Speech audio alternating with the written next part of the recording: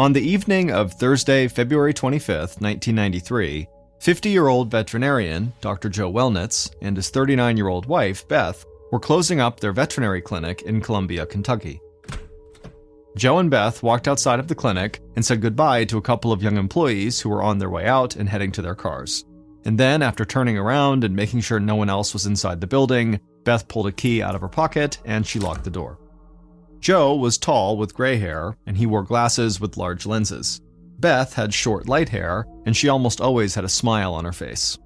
It was cold outside, right around 30 degrees Fahrenheit, so just about freezing, and the winter wind made it feel even colder. But luckily, Joe and Beth only had a quick walk from their clinic to their house. Years earlier, they had bought acres of land in the small rural town of Columbia, a place where everybody knew everybody and people went out of their way to look out for their neighbors. And when Joe and Beth had bought the property, they converted an old barn on the land into their vet clinic, and it was right next door to their large 2-story red brick farmhouse. And in the time since they'd opened that clinic, Joe and Beth had become a beloved part of their small rural community. Beth managed the veterinary business, and Joe treated people's pets and farm and ranch animals from all around the area. But it wasn't just the love and care they put into their work that had made them such an important part of Columbia. Joe and Beth were both religious, and they believed the most important teaching of their faith was that people should always take care of others who needed their help. And so the more successful Joe and Beth became, the more they gave back.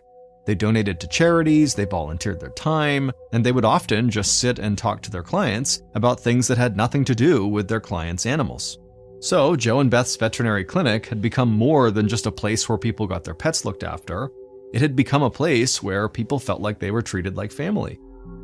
Outside the clinic, Beth took Joe's hand and they walked across the yard to the front of their house. They had been married for 13 years, but they still held hands and looked at each other like they did when they were newlyweds. Joe and Beth walked past the driveway on the way to their front door. And when they did, Beth glanced over at the 2 Ford Mustangs that were parked there. The cars belonged to Joe and Beth's children, Meg and Dennis. Meg was about to turn 19, and she was off studying at a community college in Lexington, Kentucky, about 2 hours away, and she'd left her car behind when she moved.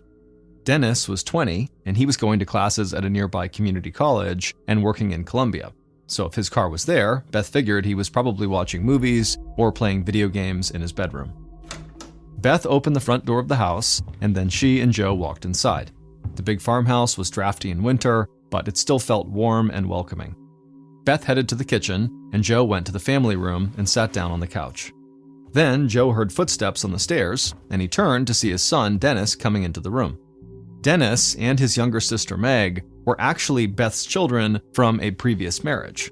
But when Beth had met and married Joe, the kids had loved him almost immediately. And when they had gotten a little older, Joe had adopted them, and they had taken his last name. And Dennis had even changed his middle name to Joe to honor the man who had raised him.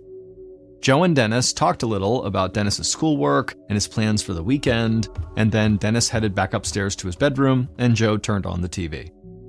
And while Joe watched TV in the family room, Beth grabbed the phone that hung on the wall above the kitchen counter, and she called her daughter, Meg. Meg answered in a cheery voice that was a lot like her mom's, and then Beth asked her how school was going. Meg said classes were going great, and she had recently been studying really hard for a test, so she was going to reward herself by playing cards that night with her new boyfriend, Randy Appleton, and another couple she'd met at school. Beth said that sounded great, but in truth, she was not a big fan of Meg's boyfriend, Randy. Beth had only met him briefly when Meg had brought him to the house, but there was something about him that Beth just didn't like. Beth felt like Randy was lazy and that he didn't have any goals, and she didn't want that to rub off on her daughter. Still, Beth was happy that Meg had made close friends in Lexington. Meg loved reading, role-playing games, and playing cards. And so back in Columbia, it had not always been easy for Meg to find people who shared her interests, and so having friends was always a challenge for her. So Beth decided to keep her thoughts to herself about Randy, and she told Meg that she was so happy she was having such a great time at school. Then Beth told her that her new contact lenses had arrived at the house, and she asked if she needed to mail them to her. But Meg said don't worry about it, she was going to get a ride home that weekend and she would pick up her contacts then, and that way it would also allow her to spend some time with her family. Beth told Meg that Dennis would be really happy to hear that because he missed having his little sister around. Then Beth said goodnight to her daughter, hung up the phone, walked into the family room, and sat down on the couch with Joe. She told him that Meg was coming home that weekend, and Joe lit up. He was happy Meg was making her own way in Lexington, but he was happiest when the family was all together. Then, a little later that night, Joe, Beth, and Dennis ate dinner. And sitting at the kitchen table, Joe just kept smiling, because he got to wake up in the morning and take care of animals, which he had loved doing since he was young, and then that weekend, he would get to relax with his wife, his son, and his daughter by his side. A little before 4 a.m. the following morning, so February 26, 1993, Joe stepped out of the downstairs bathroom onto the cold hardwood floors. He was wearing gray sweatpants and a white t-shirt. The house was dark, but Joe could find his way to his and Beth's bedroom without any light. So Joe walked down the hallway as slowly and quietly as he could, being careful not to make any noise that would wake up Beth or Dennis. But when Joe walked by the family room, he thought he heard something, so he froze and then squinted his eyes and tried to see into the darkness of the family room, but it was no use. He couldn't see anything. Then Joe heard the floor creak, and he thought he saw someone moving towards him, so he called out to see who was there. In the main bedroom down the hall, Beth suddenly woke up, startled. She thought she'd just heard Joe shouting, but for all she knew, she might have just been having a dream. But Beth looked over in the bed and saw that Joe wasn't there. And so Beth rubbed her eyes and kind of shook the sleep off. She sat up in her bed and she looked around, and her eyes hadn't adjusted yet, so the room was just totally dark and out of focus. And then she stood up and began walking towards the door to see if Joe was maybe out in the hall or something. And as she was reaching for the door, she heard something outside in the hall moving around. And then before she could actually open the door burst open, and Beth just stood there in total shock. And then, as she realized what was standing in front of her, she screamed. Just before 8 a.m., so about 4 hours after Beth had seen something in her bedroom, Beth and Joe's 2 younger employees that they had walked out of the clinic with the night before arrived at the veterinary clinic. The young man and woman said good morning to each other and walked to the door, and then when they got there, the man took a set of keys out of his pocket, he unlocked the door, and they both stepped inside. Beth and Joe rarely locked the door to their house, but they always locked up the clinic, because they had other people's personal information on file inside. The clinic was dark, so the young woman flipped on the lights, and both employees started getting the clinic ready for the day. But then, the man stopped in his tracks and just stared at the wall. The woman asked him what was going on, but he just leaned in closer to the wall, and his eyes went wide. He couldn't believe it, but he was sure he was staring at a bullet hole in the wall. He showed it to the young woman, and she started to panic. Then she looked at her watch, and she saw that it was already several minutes after 8 a.m., and Beth and Joe were almost always at the clinic by 8 a.m. So the 2 young employees ran out of the clinic and crossed the yard to the main house. The door was unlocked, so they walked right inside and began calling out for Beth and Joe, but nobody answered. So the young woman ran upstairs while the young man made his way across the first floor. And almost at the same time, the 2 employees started screaming. Then the young woman came flying down the stairs, she ran to the kitchen, grabbed the phone, and dialed 911. A few minutes later, Officer Jeff Hancock of the Kentucky State Police slammed his foot on the gas pedal in his cruiser and sped down a country road in Columbia. He whipped past farm and ranch land on either side. Then he peeled off the main road and followed a small winding road for a few more miles until he finally arrived at the Wellnitz property. Hancock parked his cruiser in the driveway behind the 2 Ford Mustangs, and he stepped outside. Right away, he saw Joe and Beth's 2 young employees just standing out front, looking totally dazed. Hancock was in his early 30s with short brown hair and broad shoulders, and he spoke with a strong southern accent. It was still cold outside, but Hancock couldn't feel it. His heart was pounding, and he felt sweat on his forehead. He had grown up not far from where he was standing, and he had known the Wellnitz family for years, and he could not believe the call that had just come into the station. Hancock took a deep breath, and as he did, he heard all the other state police cruisers that were rushing in this direction. And just a couple of seconds later, those cars were arriving at the property and officers were streaming out of their vehicles. Some stayed back with Joe and Beth's employees outside to figure out what they knew, and others began going into the house to make sure it was safe. Hancock took a deep breath and then followed the group of officers into the main house. Once he was inside, he made his way down the hall, but when he got near the family room, he stopped cold. He looked down at the floor, and he felt like he'd gotten the wind knocked out of him. On the floor, just a few feet away from him, was the body of Joe Wellnitz, and Joe's white t-shirt was stained with blood.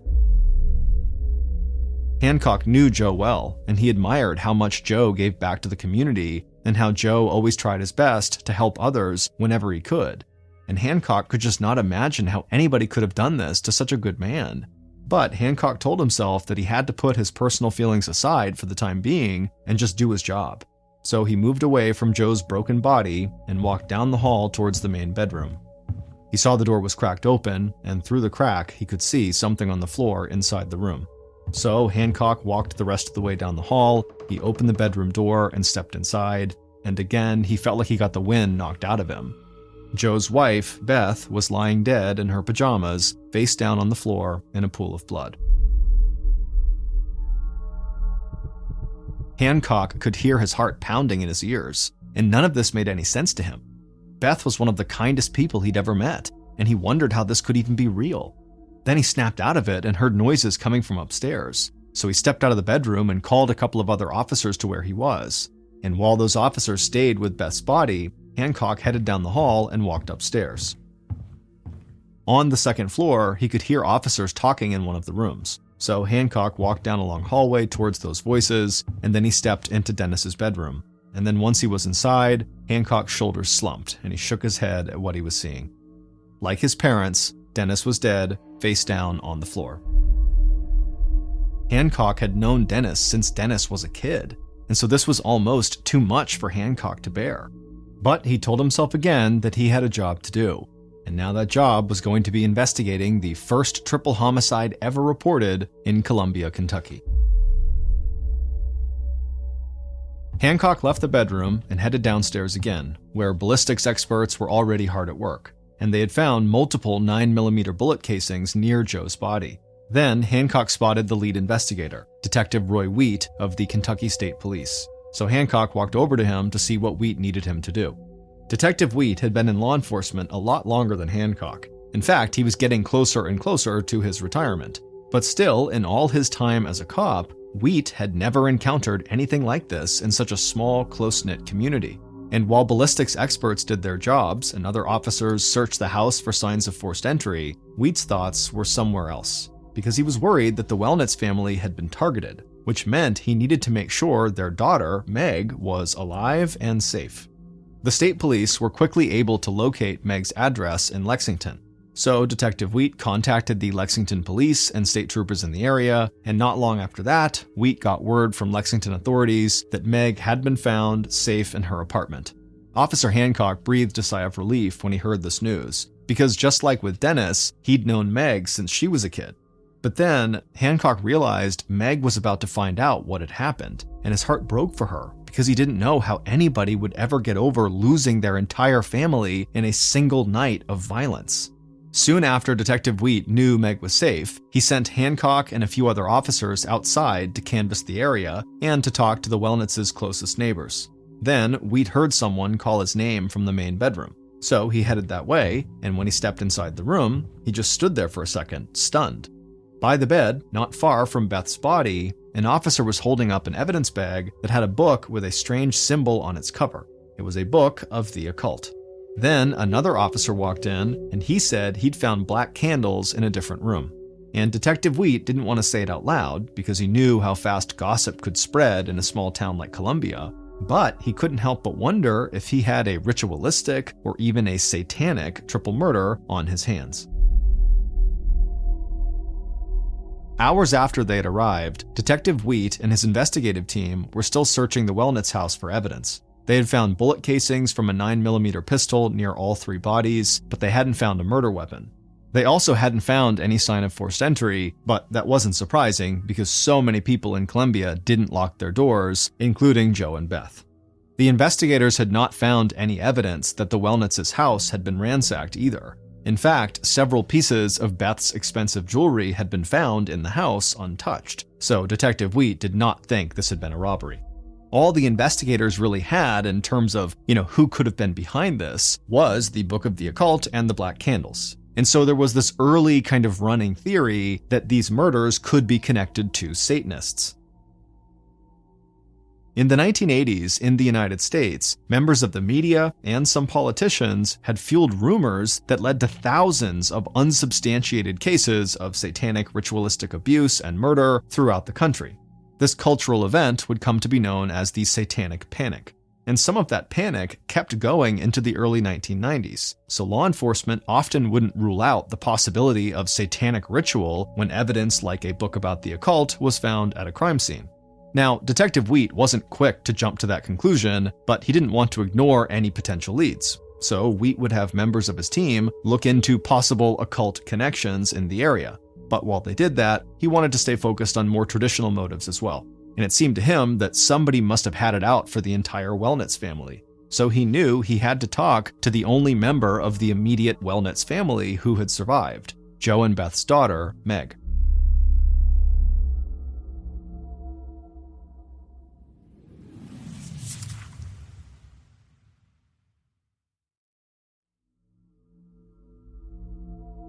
In early March, about a week after the murders, Detective Wheat headed to Lexington, Kentucky to meet with Meg.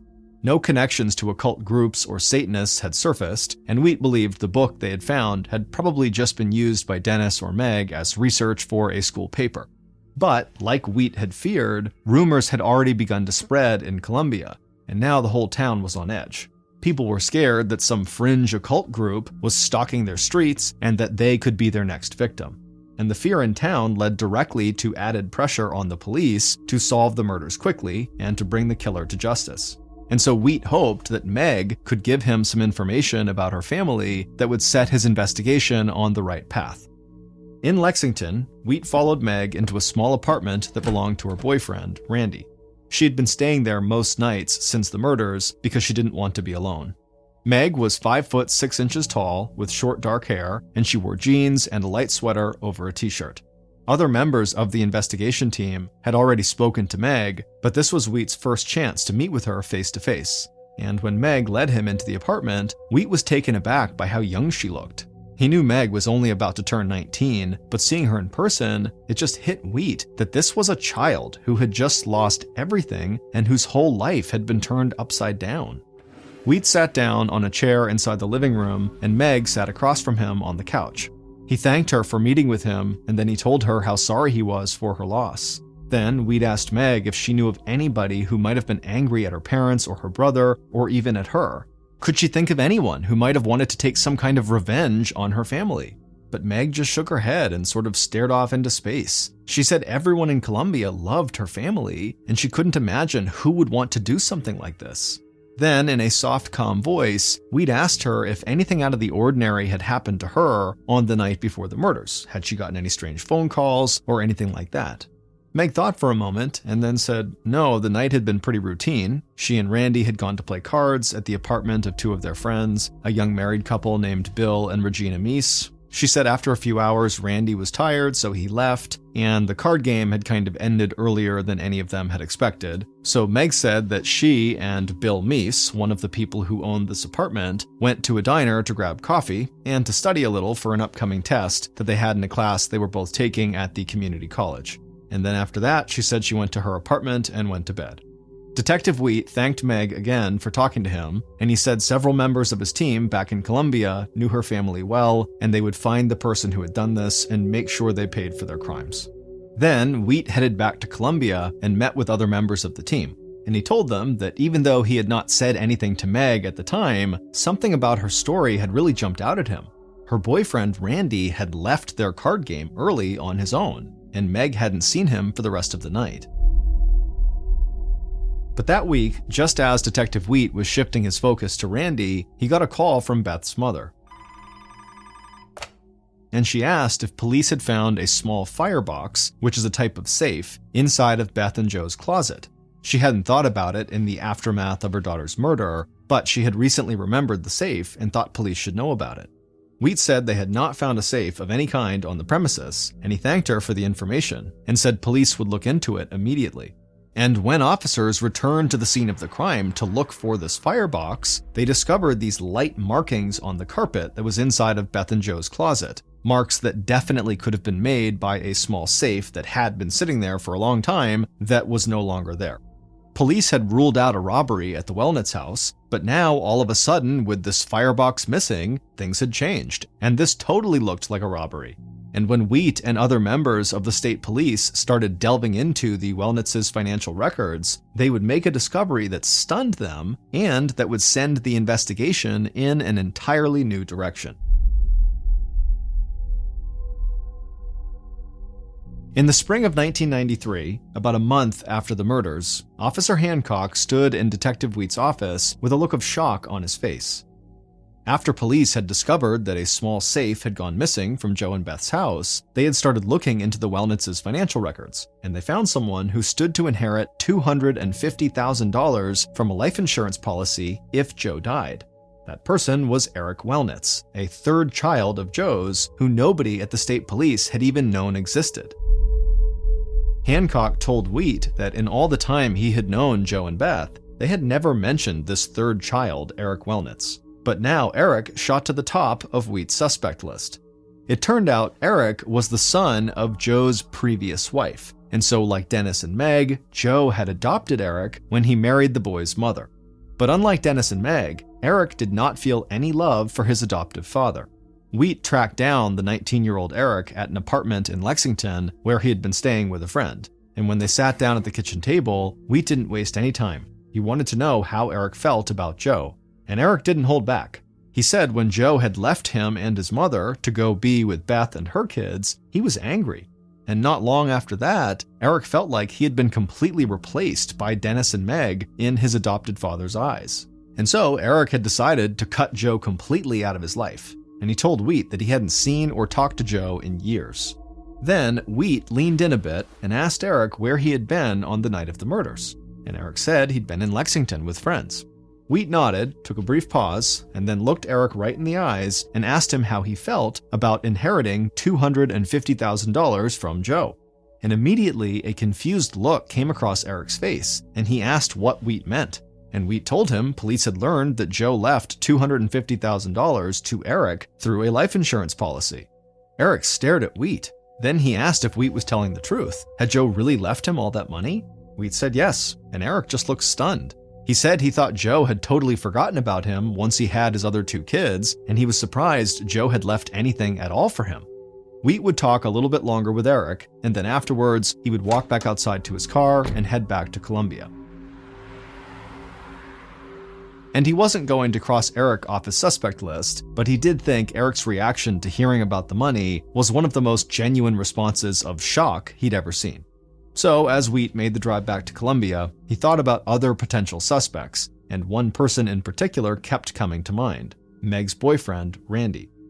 Randy had left that card game early, hours before the murders, and Wheat knew Meg had taken Randy to her parents' house before, so he might have seen the safe inside of their closet. Also, in recent weeks, Wheat had learned from some of Beth's friends that Beth didn't really like Randy. And now, Wheat thought that, maybe Randy knew that Beth didn't like him, and maybe Randy had gotten mad about it. In late spring of 1993, a couple of months after the murders, Detective Wheat and other members of the investigative team led Randy through the basement of the Lexington Police Department and into a small interrogation room. Randy sat down at a table, and Wheat sat across from him. The interrogation room was bright and cramped like a lot of rooms of that kind, but something about it being in the basement made the room feel even more claustrophobic to Randy, and so he started fidgeting and moving back and forth in his chair right away. In Wheat's mind, Randy made perfect sense as a suspect, but Randy was still a young man in his early 20s, and Wheat wasn't going to essentially end a young man's life based on a hunch. So Wheat remained calm and clear when he spoke to Randy, and he gave Randy every chance to tell his side of things. Wheat started by asking Randy to talk him through the events of the night when he and Meg had gone to play cards with their friends Bill and Regina. And Randy explained it a lot like Meg had. He said they had a good time, but he was feeling tired, so he had left early and gone back to his apartment. Then Wheat asked if anybody could vouch for him actually going home after he left the card game. and Randy began to shift in his seat a bit more. He squinted his eyes like he was trying to remember something, and then he said he was pretty sure he had called a friend from his apartment that night. We thought Randy looked nervous, but that wasn't uncommon in interrogations. Also, Wheat knew some people could remember everything they had done months ago, and others could barely remember what they had done the day before. So Randy not having a totally clear picture of what he did that night didn't mean he was guilty. But there was another angle Wheat wanted to play because he knew something else about Randy. So Wheat leaned forward and asked Randy what kind of guns Randy owned. And Randy sat back in his chair and a look of surprise came across his face, like he had not been expecting that question at all. But Randy recovered and then told Wheat he did own a handgun and that he just liked to go to the shooting range to practice with it. Wheat's face didn't change and his voice stayed totally calm, and he asked Randy if he knew that Beth had not liked the fact that he was dating her daughter. And Randy looked confused again. He said Beth had been really nice to him when he met her at the house, and that Meg hadn't said anything about her mom not liking him. Then Randy said he was trying to help, and he understood that being at home by himself when the murders took place was not a great explanation, but it really was the truth.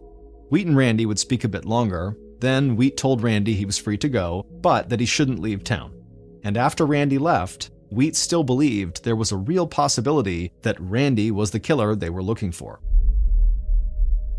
And so not long after talking to Randy, Wheat reached out to Meg and Randy's friends, Bill and Regina Meese, and they quickly volunteered to come talk to Wheat in the Lexington police station. Bill was a big presence. He was 6 foot tall and almost 250 pounds, and he talked and smiled a lot. Regina was much quieter, and she seemed nervous from the moment they arrived. But Wheat assured her that police were just following up on a few leads, and they only wanted some basic information. Bill and Regina told Wheat that they had been married for almost 2 years and they had a baby, and Bill said he was going to community college to get more of an education, and he said he'd met Randy and Meg at school, and they had all quickly become friends. Then Wheat asked about the night of the card game, and Bill told the same story that Meg and Randy had told. And so Wheat figured he wasn't going to get any new information. But when Wheat asked if they were sure Randy had gone home that night, Regina sat up and looked like she was about to say something, but then she cut herself off. Wheat got an excited look in his eyes and he leaned forward and said, "Regina, do you have any more information you want to add?" But Regina ultimately just sat back and shook her head and said nope, there wasn't anything else she wanted to say. So ultimately, Wheat let Bill and Regina go, but Wheat was convinced Regina had wanted to tell him something and had just stopped herself. But when police followed up with Regina and Bill weeks later, the couple did not come forward with any more new information. Weeks after talking to Bill and Regina, investigators were desperate to find something that would break this case open, but it was like evidence of any kind had just dried up. The missing safe and the murder weapons still had not been found. Eric Wellnitz, Joe's third child, had several people corroborate the fact that he was in Lexington at the time of the murders. And even though Wheat still saw Randy as a primary suspect, there was nothing tying him directly to the scene of the crime. And so a case that Kentucky State Police and everyone in Columbia hoped would be solved quickly went cold. The investigation would kind of limp forward, but months would go by with no new leads, and then months dragged out into years, and almost everyone connected to the case just began to move on with their lives. Meg would go on to finish school, and she and Randy would get married, and then they would get divorced. Regina and Bill would have 2 more kids together, and Detective Wheat would retire from law enforcement.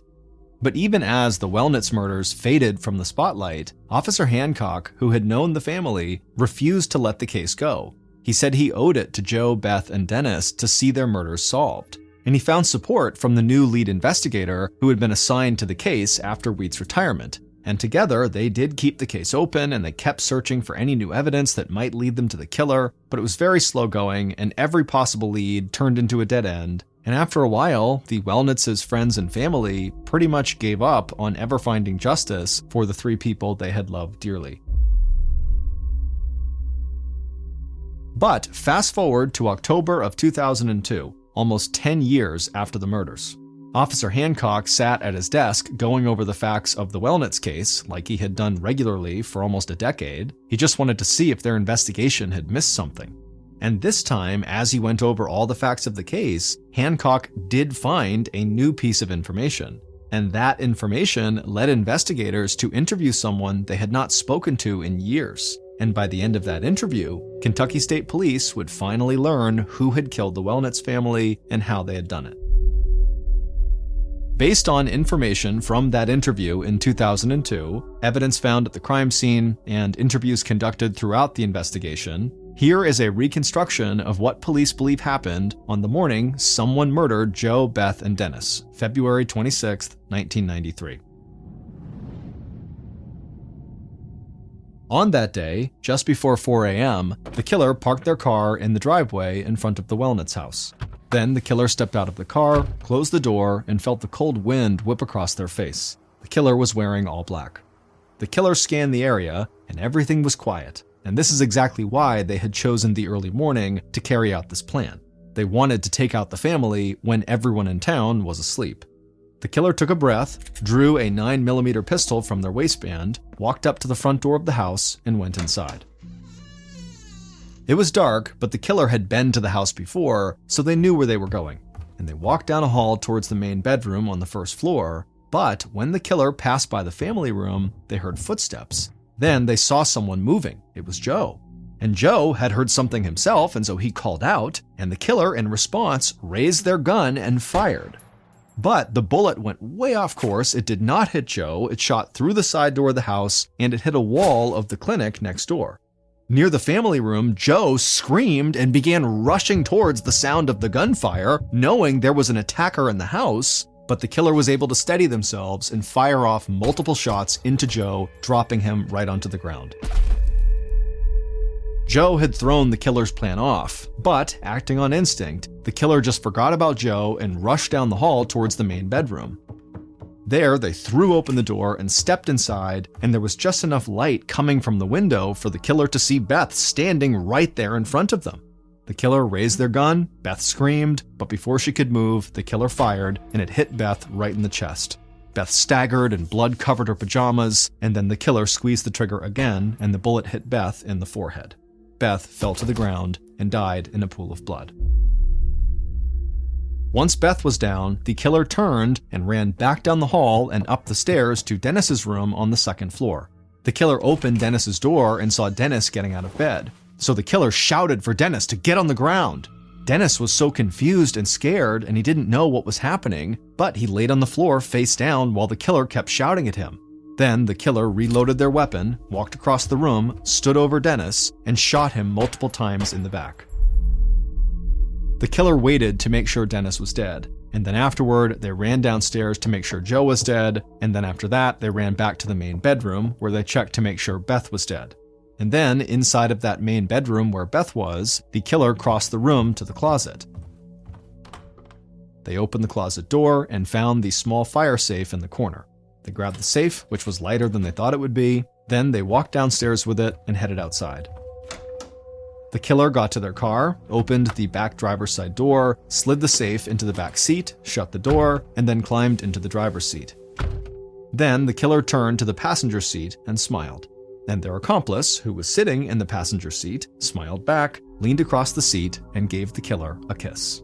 Then the killer stripped out of their black clothes, and the accomplice grabbed a trash bag from the floorboard, and the killer tossed their clothes and the murder weapon into the trash bag. Then they started the car, and the two drove away from the house and out of town. Once Columbia was far behind them, the killer pulled into the dark parking lot of a fast food restaurant. They drove around to the back and stopped the car. Then the accomplice got out of the car, walked to a dumpster, and tossed the trash bag into it, and then got back into the killer's car. A little later, the killer dropped off the accomplice at an apartment. But before the accomplice stepped out of the car, they kissed the killer again and told the killer not to wake up the baby when they got home. Then the accomplice smiled, stepped out of the car, and headed into the apartment. And as they walked towards the bathroom to take a shower, they passed by a photo of their mom, dad, and brother. And the accomplice told herself that at least she had not been the one to actually pull the trigger. Meg Wellnitz had arranged the murder of her parents and her brother, and she had gotten Bill Meese to carry out the actual killing. It would turn out that Bill and his wife Regina, the two that had hosted that card game for Meg and Randy, had an open marriage, and Bill had been in a sexual relationship with both Meg and her boyfriend Randy at the time of the murders. And when Meg would lie in bed with Bill, she would tell him that she needed to get rid of her family, because unlike Joe's third son, Eric, Meg knew she would inherit hundreds of thousands of dollars and all of the properties and land her parents owned if her family died. And Meg wanted to be rich and independent. And she wanted to be free to have a relationship with Randy or Bill or both of them whenever she wanted and however she wanted. And she didn't believe her religious parents would ever approve of that kind of relationship. So Meg had told Bill that she would give him a cut of her inheritance and a cabin that stood on the land her family owned if he killed her family for her, and Bill agreed to do it. And so Meg had taken Bill to the house a week before the murders when her family was out, so he could see where the safe was in the closet, and also so he could get a clear layout of the floor plan. Then, after the murders, Bill had told his wife, Regina, everything, and she had remained silent for years. But in 2002, almost a decade after the murders, the new information that Officer Hancock had discovered was that Regina and Bill had gotten a divorce. And Hancock knew that Detective Wheat had always believed Regina knew more than she had been willing to say. And Hancock hoped maybe Bill had been the one keeping her quiet. So Hancock and other members of the state police interviewed the newly divorced Regina, and it turned out Hancock was right. With Bill out of her life, Regina was willing to tell them everything. Regina gave police a detailed account of Meg and Bill's murder plot. Then she said when she had moved away from Bill, she had kept the safe that Bill had stolen and held onto all those years, and she handed that safe over to the authorities. There was nothing of any value in the safe when the authorities opened it up, and so we have no idea if at some point there was lots of valuable things in here that were taken out of it after the murders, or if this safe was always empty. We just don't know. But with this safe in their possession, and with all of the new evidence Regina had provided them, police were able to get Meg and Bill to confess to their roles in the murders. Bill Meese, who was in prison for another crime at the time of his murder trial, was given the death penalty. And as of the summer of 2023, he is still on death row. As for Meg Wellnitz, she was sentenced to life in prison with a chance of parole in 25 years. But in 2014, Meg was found dead in her prison cell from an apparent suicide. She was 39 years old, the same age her mother had been when Meg arranged Beth, Joe, and Dennis's murders.